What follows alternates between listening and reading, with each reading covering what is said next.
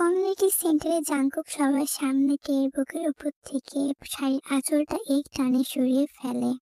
টে হাত দুটি দেওয়ালে চেপে ধরে টে ঠোঁটের সাথে তার ঠোঁট মিশিয়ে দিল। টে জাংকুককে ধাক্কা দিয়ে সরিয়ে দিয়ে দু হাতে নিজের বুকটা ঢেকে ফেলল। কাঁপা কাঁপা গলায় বলল, স্যার এমন করছেন কেন? সবাই তো দেখছে। দেখুক, সবাই চিনে রাখুক তুই আমার রক্ষিতা। কেন তোর আমাকে দেয়া হয় না? এখানে কি কাস্টমার খুঁজতে আসছিস? আর এই ছেলের সাথে তোর এত কিসের কথা? ছেলে দেখলে মুখে থেকে লালা পড়ে। সবাই টে আর জাংকুকের দিকে তাকিয়ে আছে।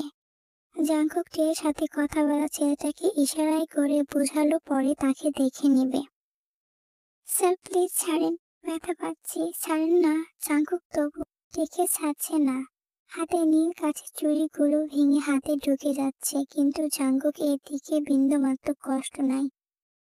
জাংকুক টেকে বাইক করে এক টানে বাসায় নিয়ে আসে। বাসায় এনে টেকে বলে, নেক্সট টাইম তোকে যদি কোনো ছেলের সাথে কথা বলতে দেখি তাহলে তোর পা দুটি কেটে হুইল চেয়ারে বসিয়ে দেব। মনে রাখবি, সামনে 5 মাস তুই আমার রক্ষিতা। তোকে যা বলবো তাই করতে হবে তোকে। তে কিছু না বলে রুমে ঢুকে মায়ের ছবিটা বুকে জড়িয়ে কাঁদতে লাগলো। হাত থেকে এখনো রক্ত ঝরছে। রক্তগুলো মুছতে গিয়ে দেখলো চুরি হাতের ভিতর ঢুকে গেছে। তে রক্ত দেখলে এমনিতেই ভয় করে। তার উপর হাতের ভিতর কাজ ঢুকে আছে। তার চিৎকার দিয়ে কান্না করতে ইচ্ছে করছে, কিন্তু পারছে না। ছোটবেলায় তে তার মাকে হারিয়েছে, একটু বড় হতেই প্রিয় মানুষটাকেও হারিয়েছে। আর ভাগ্যের নির্মমে পরিহাসে এখন সে রক্ষিতার মতো জীবনযাপন করছে, নিজের বোনটাকে বাঁচায়। এর সেই বৃষ্টি ভেজা রাতের কথা এখনো মনে পড়ে।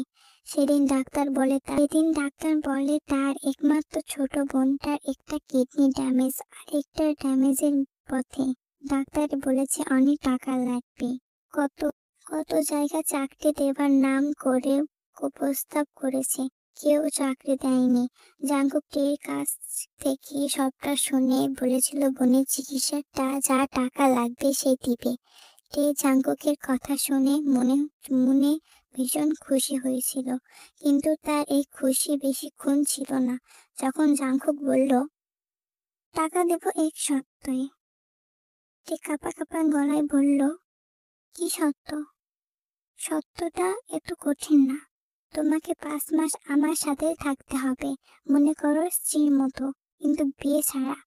জাংকুক এর কথা শুনে টে জাংকুকের গালে ঠাস করে চড় বসিয়ে দিল। দিয়ে বলতে লাগলো, আপনাকে অনেক ভালো মনে করছিলাম, কিন্তু আপনি এতটা খারাপ আগে জানতাম না। আপনার চাকরি আমার লাগবে না। টে তার কাগজপত্র নিয়ে অফিস থেকে বের হয়ে আসলো।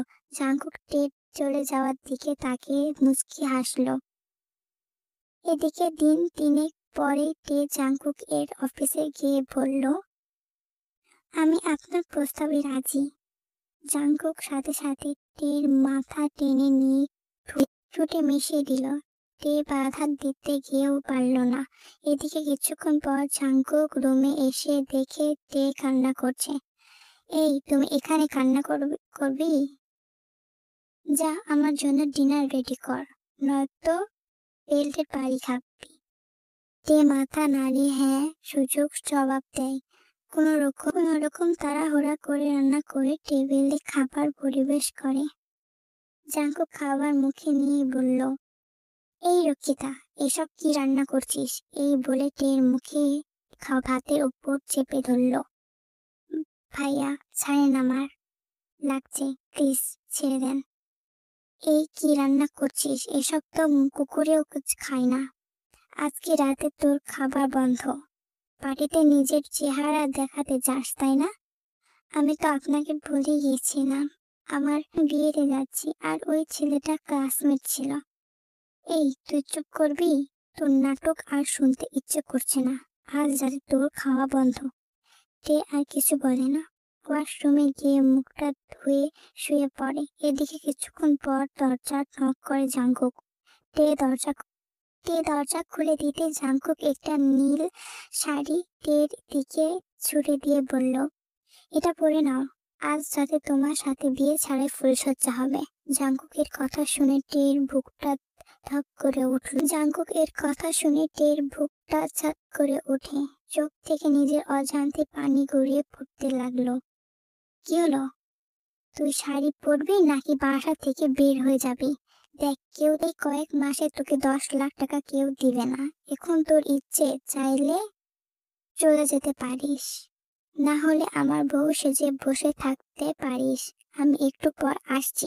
জাঙ্কুক শাড়িটা টের দিকে দিয়ে বের হয়ে আসলো। জাঙ্কুক জানে তে তার সব শর্ত মেনে নেবে, কারণ তার বোনকে বাঁচাতে হলে ও ছাড়া আর কোনো রাস্তা নেই।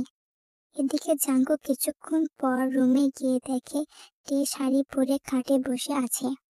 রুমের দরজা লাগাতেই টের শরীরটা কেমন যেন করে উঠল। জাঙ্কুক আস্তে আস্তে তার দিকে আসছে। কাছে এসে টের শাড়িটা টান দিয়ে সরিয়ে ফেললো। টে ভয়ে হাত পা কাঁপছে, মনে আল্লাহ আল্লাহ করছে। এক হাতে শাড়ির আঁচলটা টান দিয়ে যখনই বুকের উপর জড়িয়ে নিবে, এমন সময় জাঙ্কুক বলল, কি এমন ভয় পাচ্ছিস কেন? আগে কয়েকজনের সাথে এমন করছিস?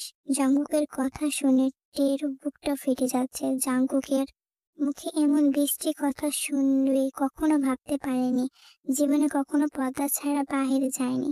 বাবা মা কলিজার টুকরো ছিল, কিন্তু ভাগ্যের কি নিয়ম, পরিহাস। জাঙ্কুকের কাছে সে রক্ষিতা।